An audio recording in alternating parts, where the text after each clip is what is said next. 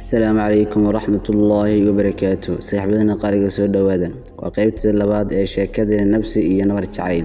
qaybta hore waxay noo joogtay markii Samira ay soo wacday telefoonka gooshe oo markaas gacanta uu ku hayay adeerkii. Samira waxay isku sheegtay odaygii wuxuuna ugu hadal celiyay adeer soo tiilay lahaa inanta waxa magaceeda la yiraahdo Ubax ma laba magac baad leedahay. Samira ayaa tiri maya adeer ee magaciga waa Samira waxa suuragal ah inaad ismoodsiisay gooshe maxaa ku dhacay adeer ilaa xalay waan soo garaacay oo lama qabanin telkiisa. Adeerkii ayaa ugu jawaabay wax weyn kuma dhicin musbaar baa cagta ka yara muday oo halkan dhakhtar ah ayaan geynay. qadar saacad ah kadib waxa si degdeg ah u soo garaacday Ubax oo markii ay aragtay inuu telka hayo qof waalid ah isku sheegtay oo ku tiri adeer waa Ubax waa inantii uu soo doonayay gooshe. adeerkii ayaa yiri oo adeer soodiga goordhaweed ila hadlayay maxaa dhacay haddana lambar kale ayaa diga soo garaacday. Ubax ayaa tiri adeer kuma soo garaacin ee hadda ayay igu ka horeysa. adeerkii ayaa yiri waan ku wareeray sheekadan waxaan u malayn inuu wiilkaygu wax isku qasayo oo meesha ugu ceebeynayo. ciyaalka waqtigan jooga way dhib badan yihiin. subaxnimada khamiiseed ku dhawaad 4 saac ay tahay dhakhtarka waxa isku yimid Samira iyo Ubax oo labadooduba ay ilmeynayaan. dhakhtarkan uma ogolaan inay u galaan maadaama uu wali suxsan yahay oo suul laga jaray. waxayna Samira iyo Ubax la fadhiisan oo hin albaabka qolka degdega ah markay midba geeskiisa xogay u oyday midba midda kale moodayso dumaashadeed ayay isku yimaadeen oo is wareysteen. waxaana hadalka bilowday Samira oo tiri dumaash waa caafimaadaya ee iska aamus. waxay inta Samira ku darsatay dumaash sharo kuma arag ee mabahda kale ayaa tahay. Ubax ayaa tiri maya walaal wadi u qaldamaysa anigu gooshe walaashii ma ahi ee waxaan ahay inantii uu maanta u soo fadhiisanayay ama uu soo doonayay.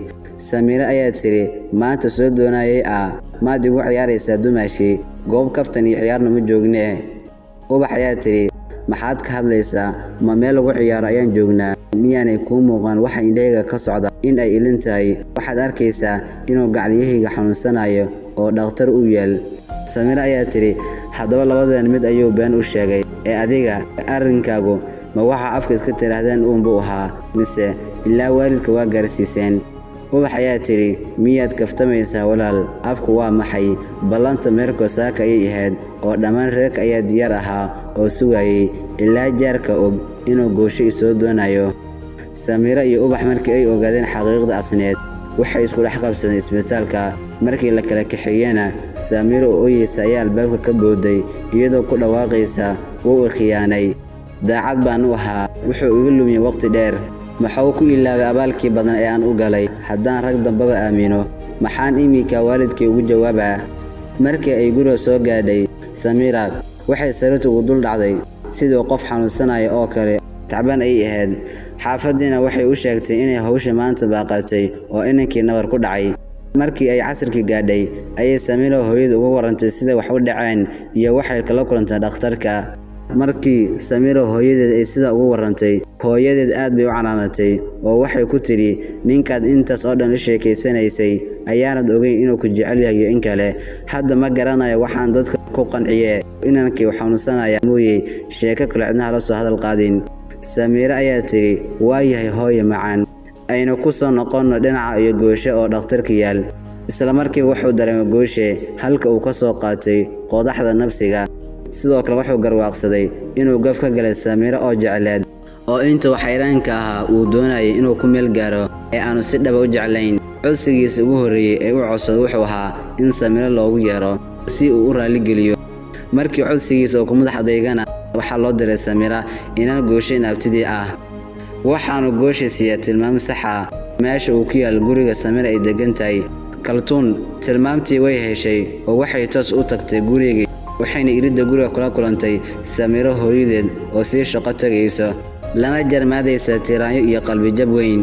waxaana ku tiri Samira hooyadeed hore u dhaaf gudaha ayay Samira ku jirtaa.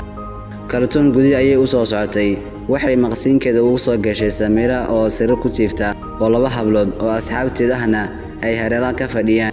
waxay isweydaarsadeen Samira iyo kaltuun hadalladan. kaltuun ayaa ku tiri walaal dhamaantiin subax wanaagsan idama kan aqaano Samira inanta la yiraahdo ayaan u socdaa. Samira ayaa tiri waa kan soo dhawa walaal Kaltuum ayaa tiri waan dhawaay walaal waanad mahadsantahay waxaan u socdaa arrin aan wax badan ka ogeyn oo wakiil la iga soo dhigay. Samiira ayaa tiri ii bilow. Kaltuum ayaa tiri aan iska baro magaciigu waa Kaltuun waxaan ehelnaa Gooshe inanka xarunsan ee dhakhtarka ku jira ee sulka laga gooyay. Marka si waxaad u jireen ma aqaanin hase yeeshee inankii wuxuu leeyahay Samiira igu yeera wuxuu sidoo kale rabaa inuu ka raali geliyo wixii dhacay. Sidaa darteed ayay hooyadii igu soo ka dirtay inaad isbitaalka ii raacdo ayaan rabaa waa codsi naxariis leh. Ka hor intaanay Samiira hadlin ayaa inan saaxiibteed ah oo ag fadhida tiri ninkaas in la siyaarto ma istaahilo nasabna ma aha. Samiira ayaa tiri walaal waan isku cusubnahay oo ma doonayo inaan hadal xun ku iraado adna waxaad noqotay sagaarada buudka la kulantay walaal inaad baad tahay ilaa mid ah cawro sideeda oo kale ah iga fila waxaad yeeli lahayd haddii dhibaato iyo sumcad xumada ku geysto wiil waxaan ka codsanayaa inaadan mar dambe magaciisa igu soo hadal qaadin. Kaltuum ayaa tiri waayahay walaal jawaaba la igu sugayaa waxaan oran doonaa inantii way soo raaci kari weyday. Samiira ayaa tiri kulanti dambe oo xiiso leh Kaltuun ayaa ugu jawaabtay mid la mid ah Samiira. Sidaas ayay kaga soo baxday Kaltuun gurigii waxayna bas u soo raacday dhakhtarkii.